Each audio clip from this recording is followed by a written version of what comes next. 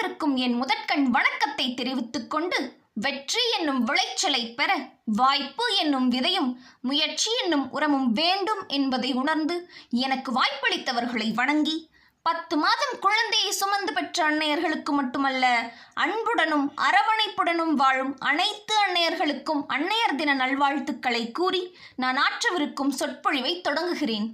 நான் இன்று பேசவிருக்கும் தலைப்பு அம்மா ஒரு சொல்லில் உலகம். அம்மா ஒரு சொல்லில் உலகம். இத்தலைப்பை கேட்டவுடன் என் நினைவிற்கு வந்தது மாசி 3ஆம் நாள் 2000. நள்ளிரவு என் தாயின் பனிக்குடம் உடைந்தது. மாமா வெகு விரைவாக மருத்துவமனைக்கு அழைத்துச் சென்றார்.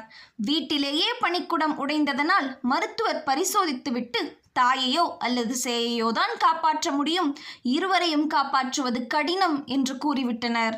அவள் உயிரை பணயம் வைத்து அவளும் புதிதாக பிறந்து என்னையும் உலகிற்கு அழைத்து வந்தாள். அவளல்லவா என் உலகம். அம்மா ஒரு சொல்லில் உலகம். இத்தலைப்பை 2 கண்ணோட்டங்களில் பேச விரும்புகிறேன். 1, நம் உலகமாகிய அம்மா உலகத்திற்கு செய்ய வேண்டிய கடமைகள். நம் உலகமாகிய அம்மாவிற்கு நாம் செய்ய வேண்டிய கடமைகள். உலகத்திற்காக நம் தாய் செய்ய வேண்டிய கடமைகள். ஒரு தாய் எதை வேண்டுமானாலும் தாங்கிக் கொள்வாள்.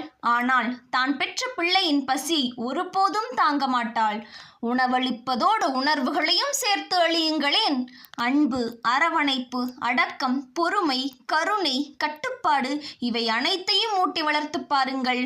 உங்கள் கடைசி காலகட்டங்களில் நிம்மதியாக திருப்தியாக வாழ்வீர்கள். ஒவ்வொரு தாயும் பாலையும் தேனையும் ஊட்டி வளர்ப்பதுடன் பாலினத்தை பற்றியும் பகுத்தறிவை பற்றியும் கற்றுத்தர வேண்டும்.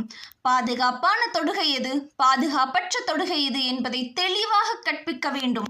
4 ஆண்கள் சேர்ந்து ஒரு பெண்ணை நாசம் செய்தார்கள் என்றால் அந்த 4 மிருகங்களின் வளர்ப்பல்லவா கேள்விக்குறியாகிறது. இங்கிருக்கும் அனைத்து தாய்மார்களையும் வேண்டி கேட்கிறேன், இச்செய்திகளை வாசித்துவிட்டு வருந்துவதையோ வாக்குவாதம் செய்வதையோ விட்டுவிட்டு வாயை திறந்து கற்றுக் கொடுங்கள். 5இல் வளையுங்கள். உங்கள் கைகளில் தான் இருக்கிறது. தாயைப் போல பிள்ளை, நூலைப் போல சேலை என்ற பழமொழிக்கேற்ப முன்மாதிரியாக வாழுங்கள். அடுத்ததாக, நம் உலகமாகிய அம்மாவிற்கு நாம் செய்ய வேண்டிய கடமைகள். அவளுக்கு தாயாக மாறுங்கள். சமூக வலைதளங்களை விட்டுவிட்டு அவளுடன் சேர்ந்து சமைத்து சாப்பிடுங்கள். அம்மாவின் வாழிப்பட்டியல் என்ன என்று கேட்டு ஒவ்வொன்றாக நிறைவேற்றுங்கள். எதற்காக வாழ்கிறேன், என் பிறப்பின் நோக்கம் என்ன என்ற கேள்விகளுடன் அலைபவரானால் அம்மாவின் ஆசையை ஒவ்வொன்றாக நிறைவேற்றி பாருங்கள். வாழ்வின் அர்த்தம் புரியும். சமீபத்தில் ஒரு வயதான மூதாட்டியின் இறுதி ஊர்வலத்திற்கு சென்றேன். அப்போது புரிந்தது, வாழ்வில் அனைத்து கடமைகளையும் வேலைகளையும் செய்து முடித்து விட்ட பிறகு அவளுடன் உட்கார்ந்து கதை பேசலாம் என்றால் சுடுகாட்டுக்கு தான் செல்ல வேண்டும் என்று. நீங்கள் எந்த வயதைச் சேர்ந்தவராயிருந்தாலும் உங்கள் தாய்க்கு நீங்கள் குழந்தைதான். இன்று சென்று கட்டி அணைத்து நேரம் செலவழியுங்கள். அம்மா இருப்பவர்களுக்குத்தான் ஒரு அம்மா. தாயை இழந்தவர்களா? முதியோர் இல்லத்தில் இருக்கும் அனைவரும் அம்மாக்கள் தான். சென்று கட்டி அணையுங்கள். இறுதியாக, ஆதரவற்ற குழந்தைகளையும் வயதான குழந்தைகளையும் ஆதரிக்க நினைக்கும் அனைத்து அன்னையரையும் தலைவணங்கி விடைபெறுகிறேன். நன்றி, வணக்கம்.